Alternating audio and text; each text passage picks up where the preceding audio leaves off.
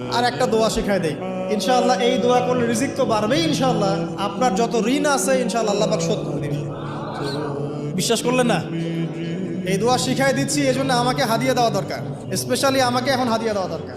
গুরুত্বপূর্ণ দোয়া শিখাই দিচ্ছি। আলী রাদিয়াল্লাহু আনহু বলেছেন, কোনো ব্যক্তির যদি পাহাড়ের সমানও ঋণ থাকে, এই দোয়া যদি আমল করে আল্লাহ পাক ওই ঋণও শোধ করে দিবেন ইনশাআল্লাহ। দোয়াটা হচ্ছে আল্লাহুম্মা ইকফিনি বিহালালিকা আন হারামিকা ওয়া আগনিনি বিফদলিকা আম্মান সিওয়াকা। এই দোয়াটা ছোট না, এটা মুখস্থ করবেন, সেজদায় পড়বেন, নামাজের সেজদায় পড়বেন, আত্তাহিয়াতু দরুদ শেষ তারপরে পড়বেন, নামাজ শেষে হাত তুলে করবেন, যখন তখন শেষ রাত্রে করবেন, ইনশাআল্লাহ দেখবেন আপনার ঋণ বলতে কিছু।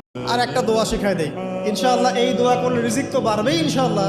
আপনার যত ঋণ আছে ইনশাআল্লাহ আল্লাহ পাক শোধ করে দিবেন। বিশ্বাস করলেন না? এই দোয়া শিখাই দিচ্ছি, এই জন্য আমাকে হাদিয়া দেওয়া দরকার। স্পেশালি আমাকে এখন হাদিয়া দেওয়া দরকার। গুরুত্বপূর্ণ দোয়া শিখাই দিচ্ছি। আলী রাদিয়াল্লাহু আনহু বলেছেন, কোনো ব্যক্তির যদি পাহাড়ের সমানও ঋণ থাকে, এই দোয়া যদি আমল করে আল্লাহ পাক ওই ঋণও শোধ করে দিবেন ইনশাআল্লাহ। দোয়াটা হচ্ছে আল্লাহুম্মা ইকফিনি বিহালালিকা আন হারামিকা ওয়া আগনিনি বিফদলিকা আম্মান সিওয়াকা।